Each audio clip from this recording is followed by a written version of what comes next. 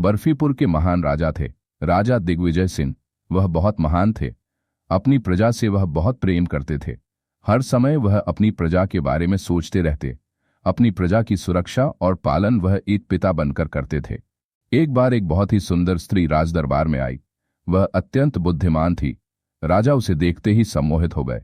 वह उसे देखते ही रह गए। वैसे तो राजा स्त्रियों की बहुत इज्जत करते थे, लेकिन इस बार उनके मन पर कोई अंकुश नहीं था। वह उसके बारे में सोचते ही जा रहे थे। जितना वह उस सोच को हटाने की कोशिश करते, वह उसे हटा नहीं पाए, क्योंकि वह बुरी शक्तियां थी जो उन्हें यह विचार दे रही थी। बुरी शक्तियां राजा को अत्यंत नफरत करती थीं, क्योंकि राजा साक्षात विष्णु जी के स्वरूप थे। उनका राज्य रामराज था। श्री विष्णु उन्हें अत्यंत प्रेम करते थे, क्योंकि वह निरंतर अपनी प्रजा के बारे में सोचते रहते थे। तो बुरी शक्तियां राजा को खत्म कर देना चाहती थीं और उनकी प्रजा को पाना चाहती थीं। इसके लिए उन्हें पहले राजा को मारना होगा। राजा यूं तो स्त्री पुजारी थे और उनकी रक्षा करते थे, लेकिन यह विचार उन्हें परेशान कर रहे थे। राजा का मन भय से भर गया। वह पूजा करने भी न जाते, लेकिन राजा अपने प्रजा से बहुत प्रेम करते थे। उनके मुख पर मायूसी सी छाई रहती। ना चाहते हुए भी वह एक दिन पूजा गृह में चले गए और बैठ गए। वहां विष्णु उनके पास खड़े थे और उनके मन में बोले कि पुत्र पुत्र, उस किताब को पढ़ो। तो राजा ने वहां से गुरुओं की किताब उठाई और पढ़ने लगे। एक बार श्री विष्णु साधु का रूप धारण किए एक गांव में गई। वहां वह एक मंदिर के बाहर बैठ गए। वहां एक औरत जो विष्णु जी से नाराज थी, वह उन्हें अत्यंत भला बुरा कहती। वह उन्हें दिन भर कोसती रहती और बोलती कि इन्हें तो पत्थर मारने चाहिए। श्री विष्णु जी ने उसके मन की कड़वाहट को सुन लिया था। उन्हें यह भी पता था कि वह इतनी नाराज क्यों थी, क्योंकि उन्होंने उसकी बहू को खुजली का रोग नहीं लगाया था। वह अपनी बहू से परेशान थी, क्योंकि वह उसका कहा कभी नहीं डालती थी। बाकी औरतों की तरह वह भी अपनी बहू पर रौब झाड़ना चाहती थी।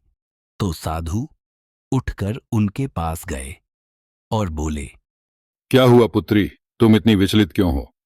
आपको कैसे पता कि मैं विचलित हूं? तुम विचलित हो, तुम्हारे मन में विष्णु के लिए विष भरा पड़ा है। क्यों तुम अपनी ही खुद की बहू को दुख देना चाहती हो? मेरा पुत्र मुझसे बात नहीं करता। वह तो तुमसे बहुत प्रेम करता है, लेकिन वह अपनी पत्नी से भी प्रेम करता है। मैं समझता हूं कि मां के लिए अपने पुत्र को बांटना असंभव है, लेकिन तुम जलन में खुद को ही अपने पुत्र से दूर कर लोगी। आपको कैसे पता यह सब? आपने मेरी आंखें खोल दी। मुझे पता चल गया कि मैं कहाँ गलत हूँ कि आप मुझे गलत होने पर भी समझाने आए। राजा ने कहानी पढ़ी और उन्हें यह समझ आया कि बुरे विचार भी श्री विष्णु को हमारे पास आने से नहीं रोक सकते, तो फिर हमें भी उनके पास जाना होगा। राजा भीतर गए और श्री विष्णु जी से गुहार लगाई। तभी उनका गुप्तचर उनके पास आया और बोला, राजन, पड़ोसी देश अपनी पूरी सेना के साथ हम पर हमले के लिए सज्ज हैं। जाओ, यह हमारा आदेश है। सेना तैयार करो। राजा विष्णु के पास गए और गुस्से से बोले, क्या आप मुझे मेरे पापों की सजा दे रहे हैं? वह पाप जिन पर मेरा बस ही नहीं है, उन लोगों का क्या? उन सिपाहियों का क्या जो जंग में ऐसे ही शहीद हो जाएंगे? कृपया मेरे पापों की सजा उन्हें मत दें। विष्णु यह सुनकर राजा के लिए प्रेम से भर गए। पहले की तरह राजा अपने प्रचंड रूप में नहीं थे। वह बहुत विचलित थे। राजन की व्यथा त्रिदेव भली भांति सुन रहे थे। देव, राजन विचलित है। इस बार इतने अशांत मन से कैसे विजय प्राप्त करेंगे? देव, मैंने उनकी व्यथा देखी है। मैं इसी वक्त महर्षि चंद्रमणि से मिलने जाता हूं। तभी विष्णु पृथ्वी लोक पर आए और चंद्रमणि ऋषि के पास गए। पुत्र चंद्रमणि, उठो, देखो हम आए हैं। धन्य है प्रभु, आप हमें मिलने आए। आपके सुंदर मुख को सदैव देखने का मन था। पुत्र, मैं तुम्हारा हृदय भली भांति जानता हूं। तुमने मेरे प्रेम को छका है, इसीलिए मैं तुम्हें यह कार्य दूंगा। हुक्म कीजिए देव, आपका सेवक आपके हर काम के लिए सज्ज है। पुत्र, तुम बर्फीपुर के महाराज दिग्विजय सिंह के पास जाओ और उनसे बोलो कि विष्णु चट्टान है, सदैव तुम्हारे संग हैं। तुम इस युद्ध में बिना लड़े ही जीतोगे। इस बार स्वयं विष्णु युद्ध करेंगे तुम्हारे लिए। धन्य है वो प्रभु जिनके लिए आप युद्ध करें।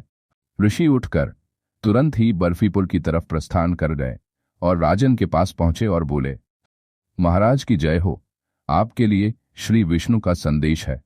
आइए देव, आपका स्वागत है। कहिए क्या संदेश भेजे हैं श्री विष्णु?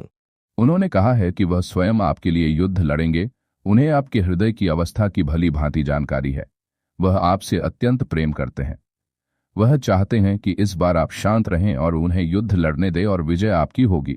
आपको बिल्कुल भी चिंता करने की जरूरत नहीं है राजन, आप युद्ध में विजयश्री होंगे। ये बात सुनकर महर्षि मुझे अत्यंत शांति मिली। अब मैं संतुष्ट हूँ और चैन की नींद सो सकता हूँ।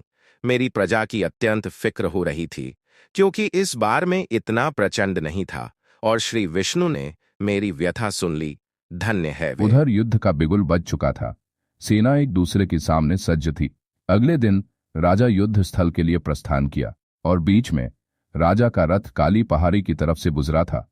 ज्यों ही राजा काली पहाड़ी के पास से सुरक्षित गुजर गए, त्यों ही आकाश से एक बिजली चमकी। उसने पहाड़ को तोड़ दिया और वह पहाड़ श्री गोविंद के ऊपर गिरा। और ऐसे श्री गोविंद ने राजा की गलती की सजा अपने ऊपर ली और पहाड़ उन पर गिरते ही युद्ध भूमि में बहुत भयानक भूचाल आया और चट्टाने राजा दिग्विजय के दुश्मनों पर गिरी और अब ध्वस्त हो गया। लोग हैरान रह गए कि कैसे राजा की सुरक्षा स्वयं श्री विष्णु ने की। ऐसे चलते हुए राजा दिग्विजय को दुनिया के असली राजा का आभास हुआ कि कैसे श्री विष्णु अपनी प्रजा, अच्छी बुरी चाहे कितनी भी गलत हो, श्री विष्णु उनसे कभी विमुख न होंगे। अब राजा को भी प्रेरणा मिली और वह अपनी प्रजा को श्री विष्णु की भांति रख। नमस्ते, मैं स्वरा हूँ। आप मुझे बताएं कि आपको इस कहानी में से क्या अच्छा लगा।